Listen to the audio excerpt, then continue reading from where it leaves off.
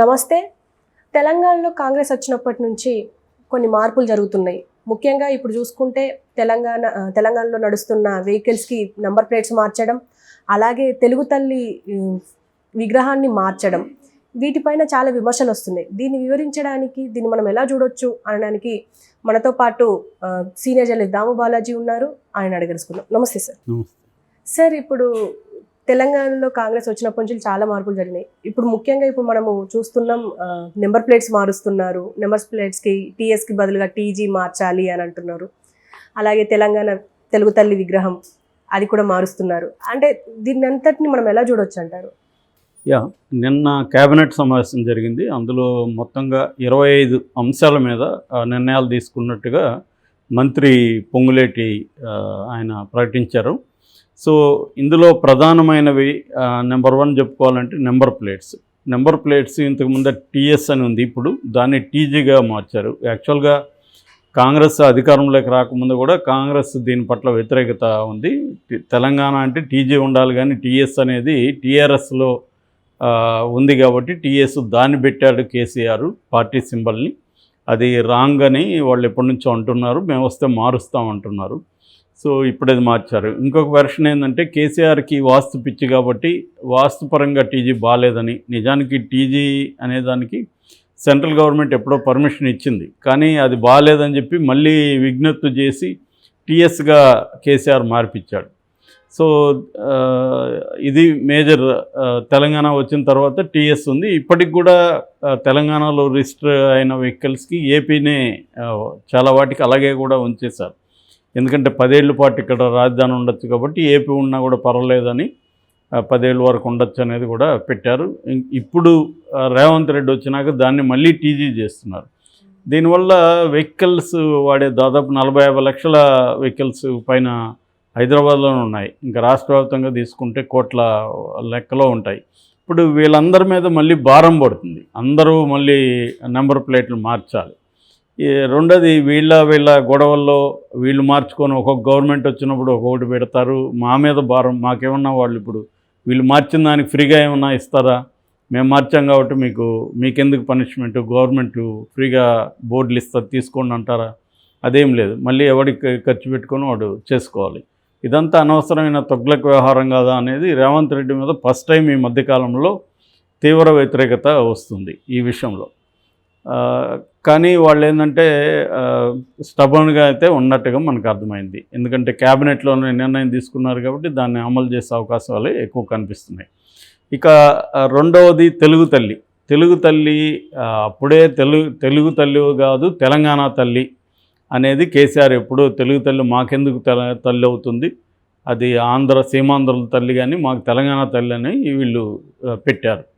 దాంతో అప్పుడేందంటే సింబాలిక్గా ఈ జెస్చర్స్ అన్నీ కేసీఆర్ ఉద్యమ కాలంలోనే సమైక్య ఆంధ్రప్రదేశ్కి సంబంధించిన సింబల్స్ అన్నిటినీ బద్దలు కొట్టి తెలంగాణ సింబల్స్ తేవడం అనేది తెలంగాణ ప్రత్యేక ఉద్యమంలో దాని ఒక పోరాట రూపంగా తీసుకొచ్చారు. సో అంతవరకు ఓకే.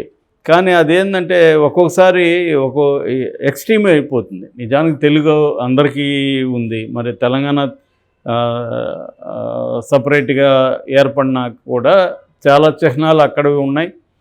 ఎందుకంటే ఉమ్మడి రాజధానిగా ఉన్నింది కాబట్టి ఇక్కడ పెట్టారు. అదర్వైజ్ ఇక్కడ ఎందుకు పెడతారు? అవన్నీ పెట్టే ఛాన్స్ లేదు.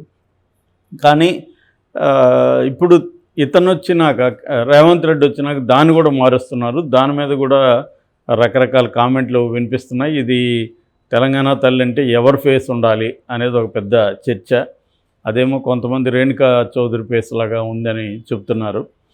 సో అంతకుముందు కూడా విమర్శలు వచ్చాయి. రామారావు పీరియడ్లో ట్యాంక్ బండ్లో పెట్టినప్పుడు వేమన్ దగ్గర నుంచి అందరి ఫేసుల్లో కూడా రామారావు కనబడుతున్నాడు. అంటే రామారావు ఆ గెటప్పుల్లో ఆయన ఎలా ఉండేవాడో అలా చేశారు. సో ఇది ప్రాబ్లమేటిక్. యాక్చువల్గా మామూలుగా మనకి బీజేపీ అనేక రాష్ట్రాల్లో బీజేపీ పేర్లు మార్చడానికి బాగా వాళ్ళు ప్రసిద్ధి అనమాట, ఫేమస్ ఫర్ చేంజింగ్ నేమ్స్. అంటే వాళ్ళు ఏంటంటే రియల్ లైఫ్లో చేంజెస్ మీద ఫోకస్ పెట్టకుండా ఇవన్నీ పెరిపెరల్, దీనివల్ల ఏమి ప్రజలకి దైనందిన జీవితంలో ఒరిగేదేం లేదు. కానీ దానివల్ల ఎమోషనల్గా ఆర్గనైజ్ చేయడానికి ప్రజల్ని బీజేపీ వాడే టెక్నిక్స్లో అదొకటి. ఇప్పుడు రేవంత్ రెడ్డి కూడా అదే పద్ధతిలో వెళ్తున్నట్టు కనబడుతుంది. అంటే కేసీఆర్ ముద్ర తెలంగాణలో ప్రజల జీవితం మీద కావచ్చు, అనేక అంశాల మీద కేసీఆర్ ముద్ర ప్రస్ఫుటంగా ఉంది. దాన్ని తుడిచేయాలన్నది రేవంత్ రెడ్డి వ్యూహంగా కనిపిస్తుంది. ఆ ముద్రని మెల్లమెల్లగా తుడిచేయాలి. ఫస్ట్ ఏమో నెగిటివ్ అంశాల మీద ఫోకస్ చేశారు. అంటే ప్రగతి భవన్ దాని పేరు మార్చడం. నిజానికి ప్రగతి భవన్ అనే పేర్లు ఏమీ బ్యాడ్ ఏం లేదు, ప్రోగ్రెసివ్ అనే ఎలిమెంట్ తప్ప. కానీ పేరు మార్చడం ద్వారా దాన్ని సింబాలిక్గా రేవంత్ రెడ్డి కేసీఆర్ని దెబ్బకొట్టడం అనేది ప్రధానంగా కనబడుతుంది. అంతేగాని దాంట్లో ఏమీ ఒక రాడికల్ చేంజ్ ఏమీ లేదు అక్కడ. రెండవది, ఎందుకంటే మళ్ళీ అక్కడ అదేమి కంప్లీట్ పీపుల్స్ భవన్ అని, ప్రజాభవన్ అని పేరు పెట్టారు, కానీ మళ్ళీ డిప్యూటీ సీఎం ఎందుకు వెళ్ళాడు అక్కడికి? సో కేసీఆర్ బదులు ఇప్పుడు డిప్యూటీ సీఎం ఉన్నాడు, అంతే తేడా. సో కాబట్టి ఇవన్నీ ఏంటంటే పెరిపెరల్గా పైన మార్పుల్ని ఏదో చాలా డ్రాస్టిక్ చేంజెస్ చేస్తున్నాం అన్న దానికి ఒక సింబాలిక్గా వీళ్ళు చేస్తున్నారు.